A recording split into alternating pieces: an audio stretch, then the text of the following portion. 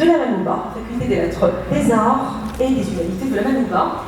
Alors, le titre, l'intitulé de son projet de synthèse en 180 secondes est le suivant, Meule et Moulin en Afrique, pro-consulaire. À vous la parole, monsieur, je vous en prie.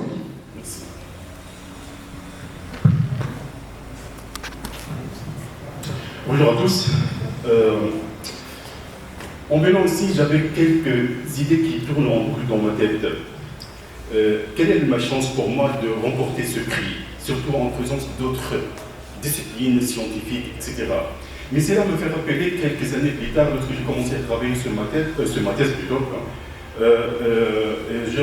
j'avais une brève discussion avec un professeur, il m'avait dit « Qu'est-ce que tu vas apporter de nouveau avec ce sujet-là » Alors, 5 ans plus tard, j'ai établi une thèse, là où je travaillais sur 1317 artefacts.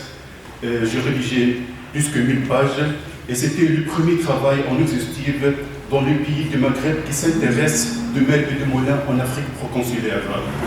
Pour le dire rapidement, ma thèse consiste à s'intéresse plutôt à tout ce qui est les techniques antiques dans la Méditerranée antique, l'évolution technique typologique et leur introduction dans les terres africaines.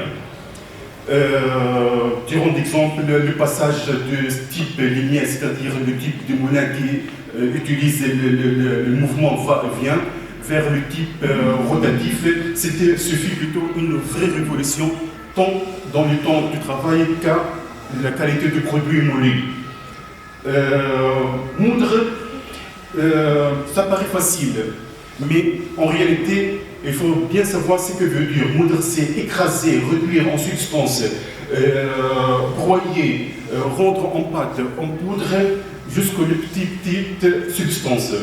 Moudre, l'action du moudre, c'est comme le verbe moudre aussi. Ça paraît facile, mais la prononciation, c'est au bout de lèvres. Voilà, comme vous avez fait, monsieur.